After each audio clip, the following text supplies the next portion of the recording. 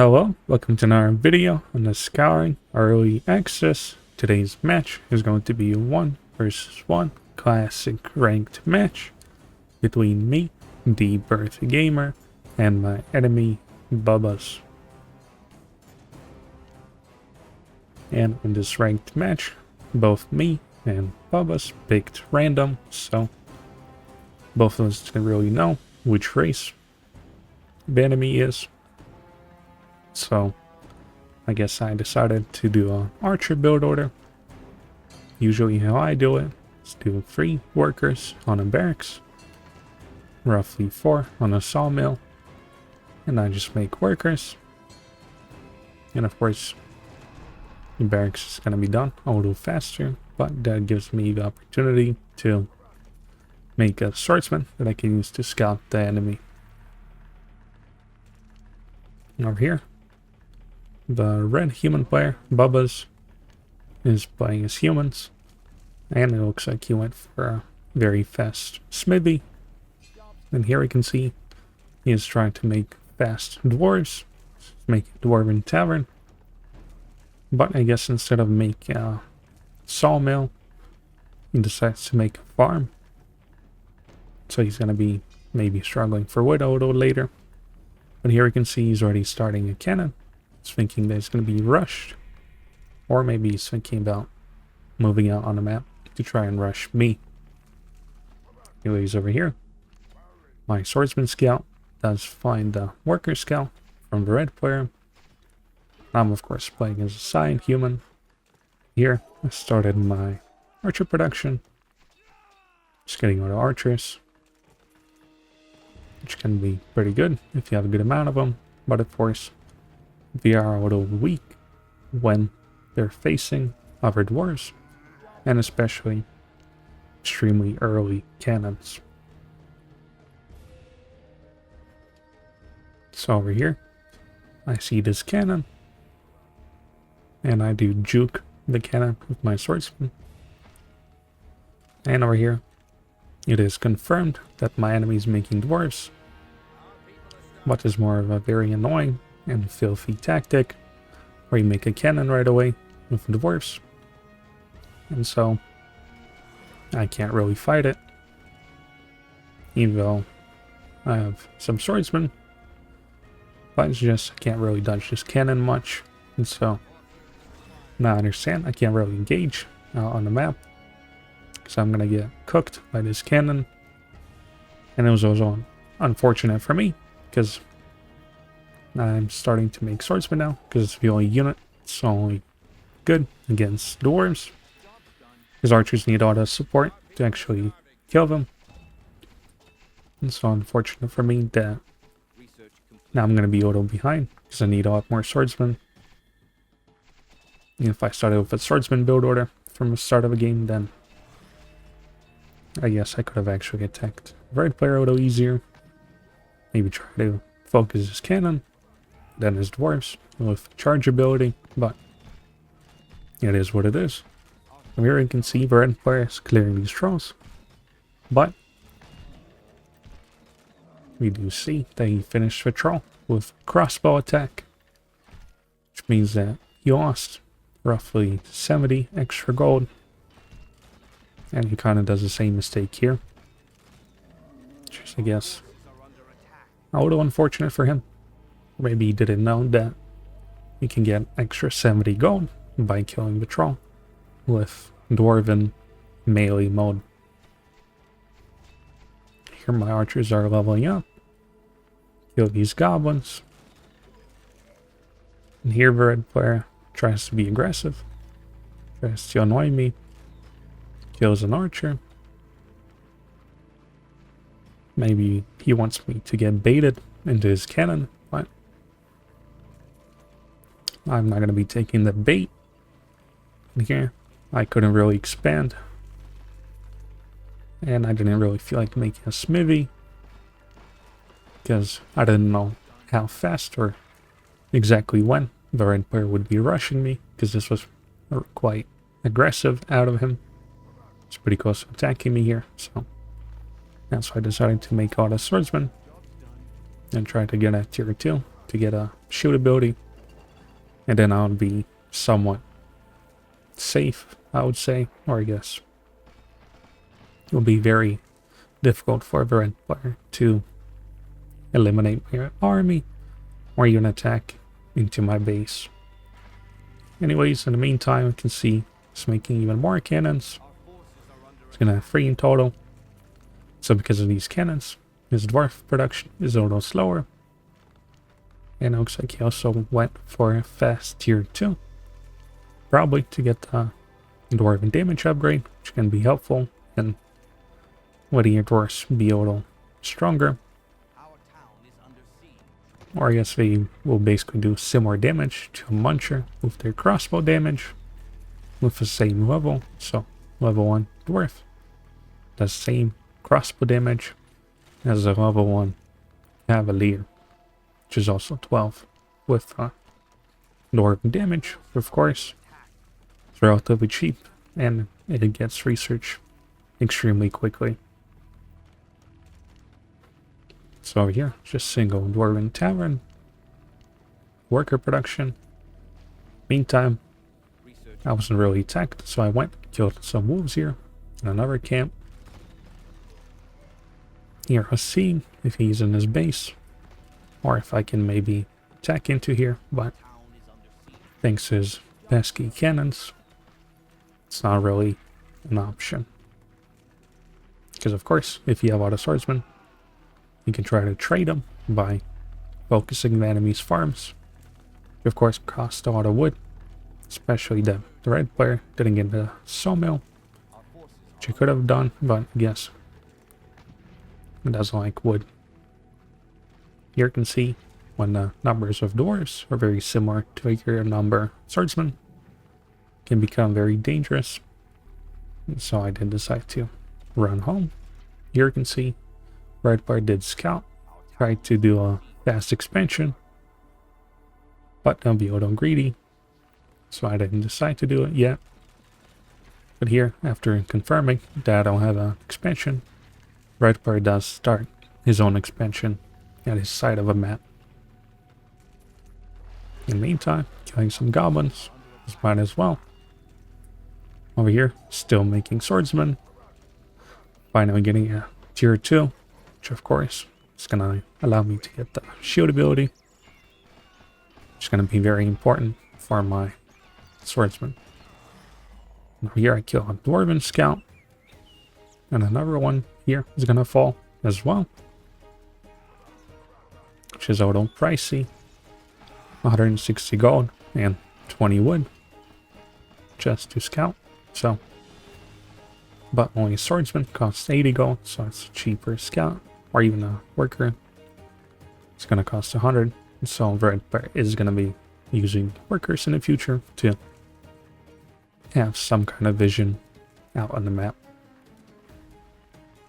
Basically here, I decided to get a third barracks because even more swordsman production is going to be even more unstoppable, because the swordsmen get to evolve a little faster.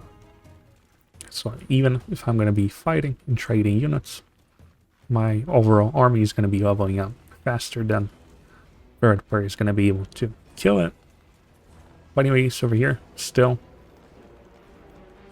making maybe a few workers. And I'm going to be trying to, of course, right now getting a shield ability. I'm going to kill this outpost. Red player already took his outpost, but he is somewhat sitting in his base. Maybe he thinks that I'm going to be the one rushing him this time, but it's not really the case, because the longer the game goes, the bigger my army gets, because my units get trained a little faster as well compared to dwarves, and are twice as cheap. So roughly 2 swordsmen is like a dwarf, because single swordsman is 80 gold, both of them is 160 gold, which we need to get a dwarf, an additional 20 wood. And of course we can see it's only one dwarven tavern, which I guess somewhat pretty greedy, you could say. Jeez, he just has 4 cannons, so you can see only I guess 1.5 production, because you don't really make that many cannons. They're kind of expensive. So he has 1 production building. I have 3. So I can see my army is getting bigger and bigger. But of course, Red Player did get an expansion, so he does have a bit more supply. But I have more of a military supply. But I guess it would be a little interesting, I guess, addition, maybe, to see your different supply, your worker supply, with your military supply next to it. And over here, after making quite a lot of archers, I decide to get an expansion, because might as well. I have a pretty huge army, feeling pretty confident. And here I am, I think I already got the bow ability. Yeah, I'm pretty sure, because I'm already making more swordsmen on top. So yeah, bow, archer damage on my archers, which is going to be extremely helpful in sniping dwarves. Over here, my red enemy. It looks pretty confident in trying to attack me here. But it is roughly the end of the first day. And so usually people do have tier 2 upgrades, which is exactly what I have here. And over here I'm just wasting time of a red player. Now we're attacking him, because I was waiting for my potion crates to be finished, so I can give all the potions to most of my swordsman army. And pretty much right about now, I'm ready to attack. So here, I begin attacking, but of course, you can use a charge ability to get into position to snipe these cannons. But of course, you can also use your archers to target fire them. But here you can see this pretty good combo. But as swordsmen, they're going to be forcing these dwarves to go into melee mode. Or if they're not going to be using their melee mode, they're going to get sniped by my archers here.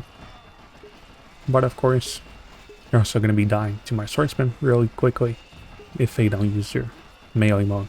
Because of course, dwarven melee reduces incoming melee damage by 50%.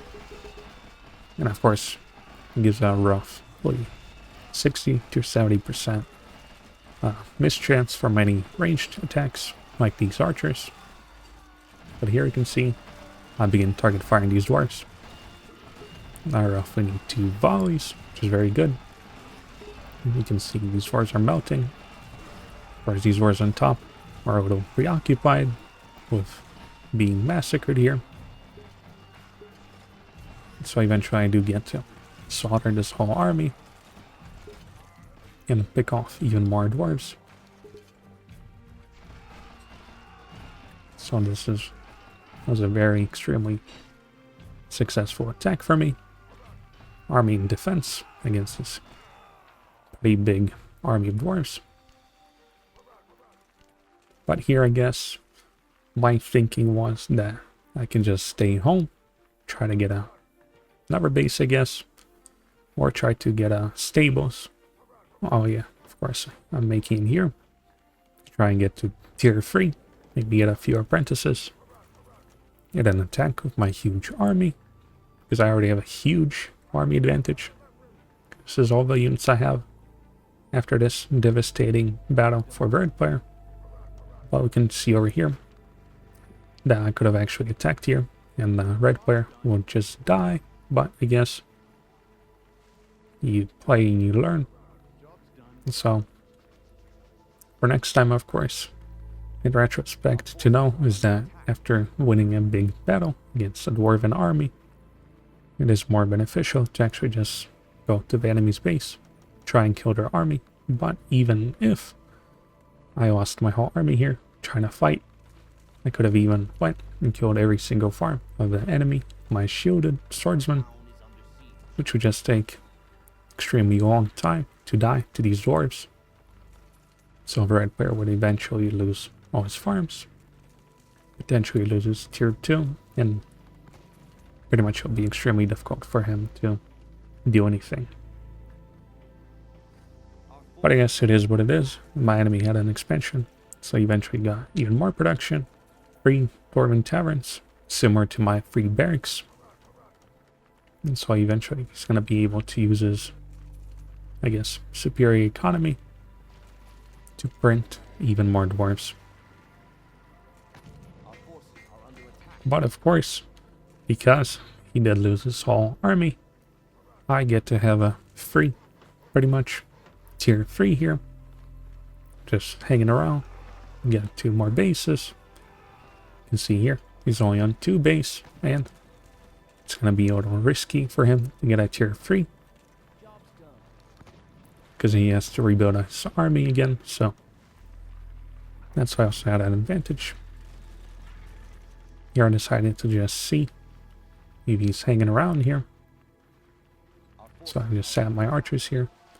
And I tried to use my swordsmen to try and check if he expanded here. He was even more greedy. But I do eventually find these dwarves. And I do confirm that he does in fact not have a 3rd base. But of course not before killing these dwarves. But we can see here, his dwarven numbers are growing rapidly. You can even see by a supply I have 1,000. The red player has a very similar amount, so he pretty much rebuilt his whole army now. It's going to be similar in strength to me. But I wasn't producing as many, I guess, military units. So a few more archers. I was making more bases. A few more workers. But now I have a tier 3. And I am trying to make a few apprentices, which can be extremely useful. And of course, putting magic shields on your units, which is basically gives a 50% damage reduction.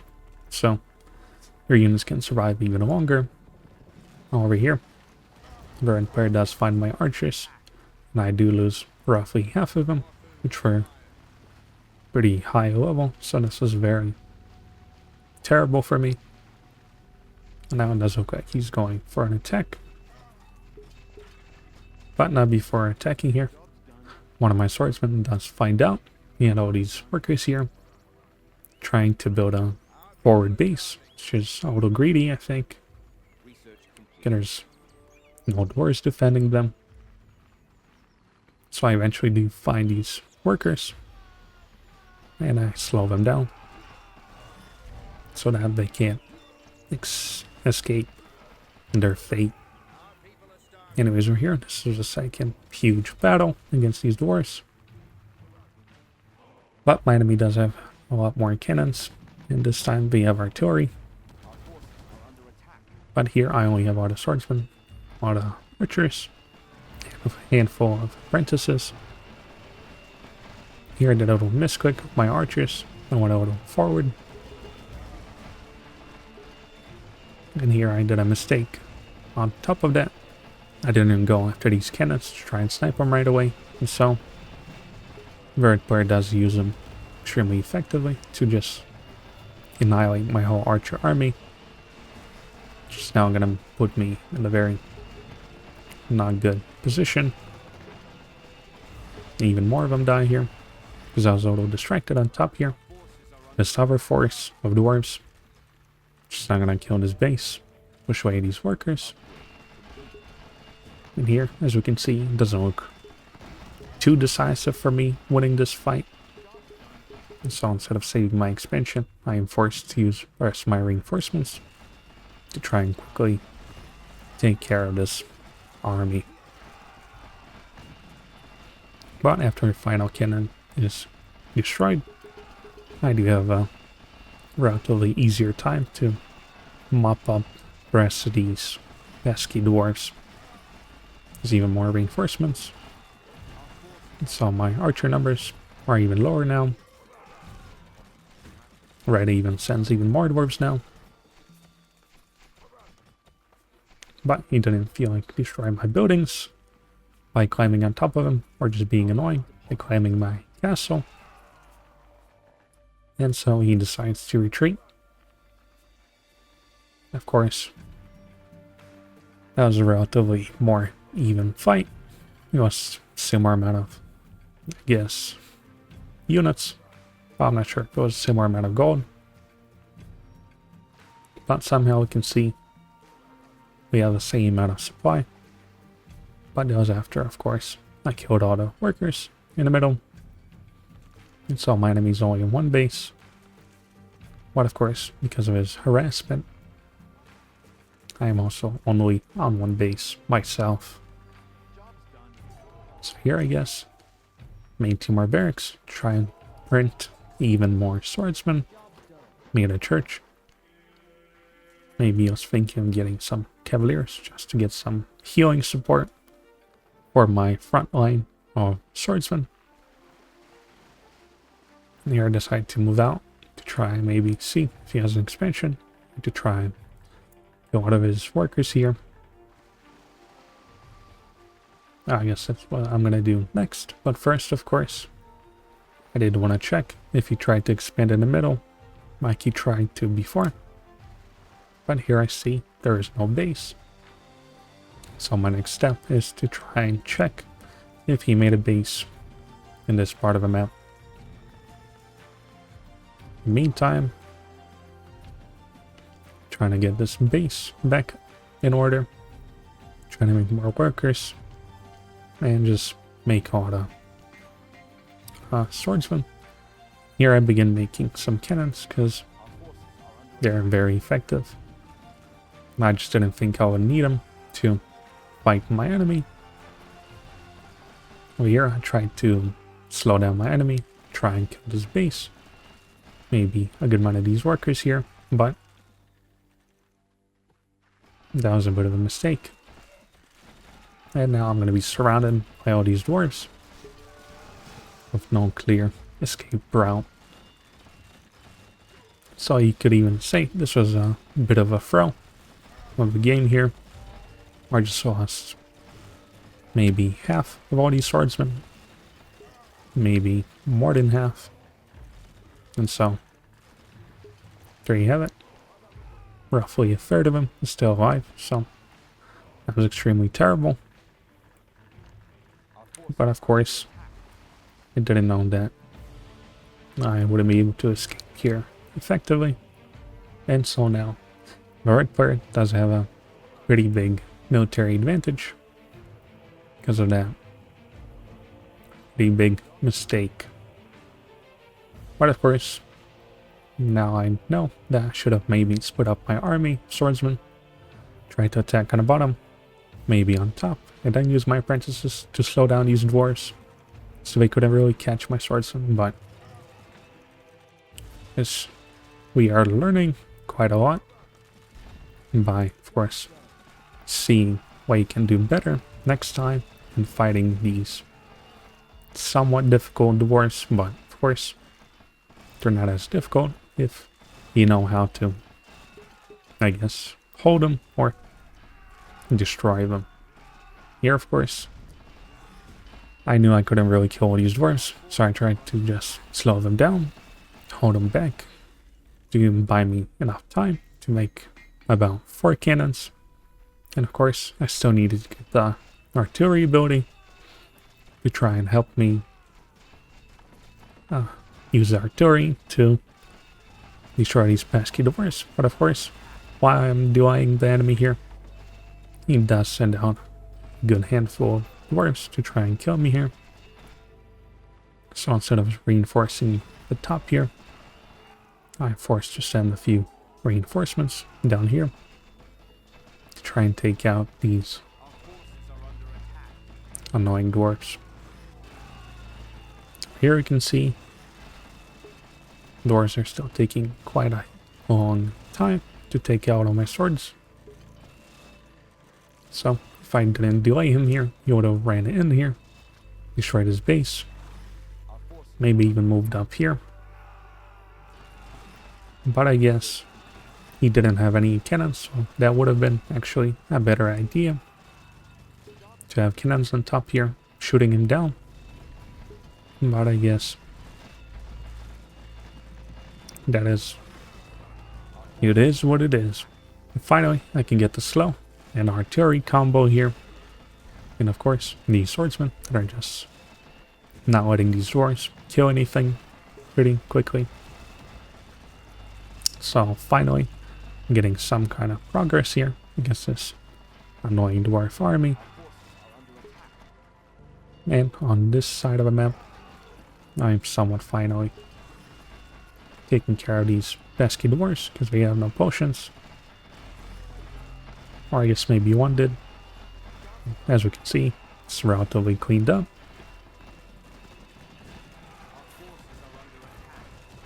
Here, Red Bird does realize he needs to spread his dwarves. And so my artillery is not as effective. But I still try to bombard him. Which of course does a lot of damage and is going to eventually make him run away.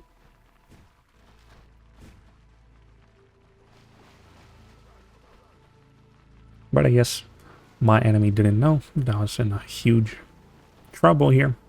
All these skeletons spawning in my expansion, in my main base. And that is because, as we can see, there was a huge battle here in the beginning of the game. Made all the corpses. Second huge battle, even more corpses. And third, a relatively okay battle. Wasn't much of a tug of war, but it made all the corpses. And of course, in parts of the map where there's all the corpses is exactly where more skeletons want to spawn. So that is the main reason as to why my base was being overwhelmed here. While in the meantime, his base was mostly dwarf free. I mean, skeleton free. Or maybe just a handful of skeletons here. Or he has no military units. So here you can see my enemy ran out of gold. So he has one base, and he is trying to get his middle base. But in the meantime, we can see he never made a sawmill, so he's struggling for wood. So his next, I guess, best idea is to try and make more swordsmen out of these two barracks. See, he has roughly 1200 supply. I have roughly 100 less. But most of his supply is in dwarves. But most of my supply is in swordsmen, as we can see. A few archers, and I guess a good amount of workers. So here, getting even more potions. Because of course, it's gonna allow my front line of swords to actually survive long enough for me to use my artillery and slow with my apprentices to actually take out the big groups of dwarves. Just here, Red's being annoying, trying to bait me in here maybe. While on the other side of the map, he has a relatively big size of dwarves, ready to run in here and destroy all my buildings. So here, I decided to make a few barricades, so if I had to run away from this expansion once again, the dwarves would be slowed down a little bit. So here I decided to attack the middle, because I think I did see he expanded here before. So now it's going to be the fourth quite big engagement here. But of course, I didn't know that this was not the only huge army of dwarves. So while I was trying to catch him here with apprentices, in the meantime, he has a huge army of dwarves here, ready to destroy me here. So while I'm dying here, I didn't get to catch his army over here. So of course, this beautiful combo of slow and artillery, and of course swordsmen that are forcing all these dwarfs to go into shield mode, allows me to just melt this whole army of dwarfs. But of course on top here, I get attacked. So I did run away here. On the other side, I'm getting out of a bit overwhelmed But I guess the red player, we didn't know that you can actually put your dwarfs on top of my buildings, and then you can attack move enemy building, and then you can destroy it from on top of a roof. And so I would have actually lost all of these buildings here way faster than he is doing this way, where he's on the ground. And so most of my base would have been dead. But here, after clearing out these dwarves, I do get to send most of my army to try and deal with these dwarves before it's too late.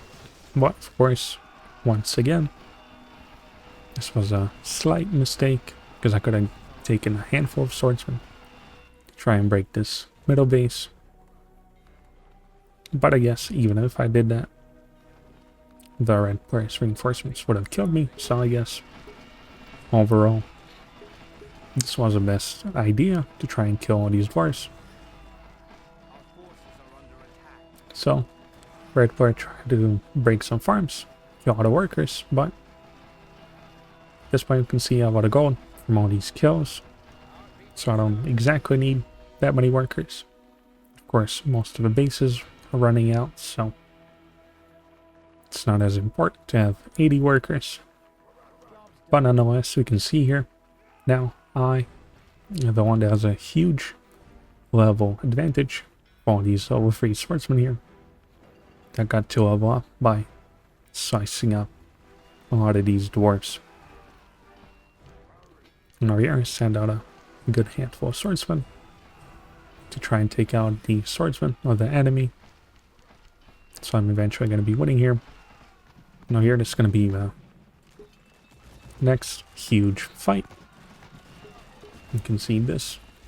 It's pretty terrible for me. Attacking to this heavy defensive position for the cannons.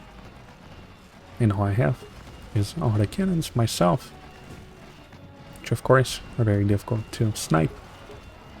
Even if you try to move your dwarves forward, they're not shielded. They are going to be melting away. Now here I was trying to target fire the cannons of the enemy here.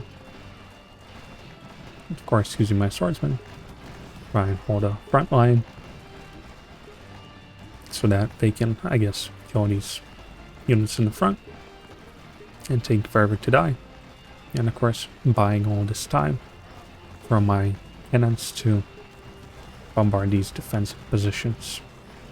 There's even more reinforcements here, but of course, in the meantime, the red player was a little preoccupied here, sending all his forces here, so he didn't see that I sent a good handful of swordsmen here to now destroy this whole base, most of these workers, and all these barracks, because I was a little busy manually using these cannons to fire my swordsmen.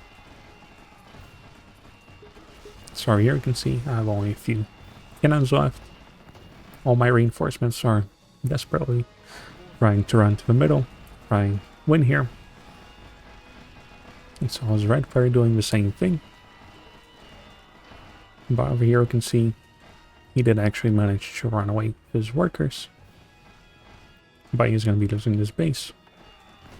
And here I am pretty much winning, but it does look like a very Pyrrhic victory with huge losses on my side. But of course, total losses for my dwarf enjoying enemy. So eventually, the sword printer is the stronger strategy against the dwarven enjoyer. So there you have it. Swordsmen are a tier 1 unit, but of course, in huge numbers, they can be a little difficult to deal with. See results.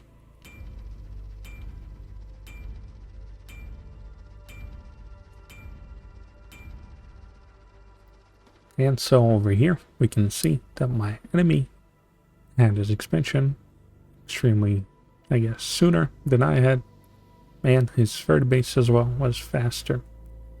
And he did deny both of my expansions for quite some time. or even destroy them, so it does look like he had about 11,000 more gold than me, which is a huge advantage. But of course, he did use all that gold to make all the dwarves, which I would eventually win with each fight.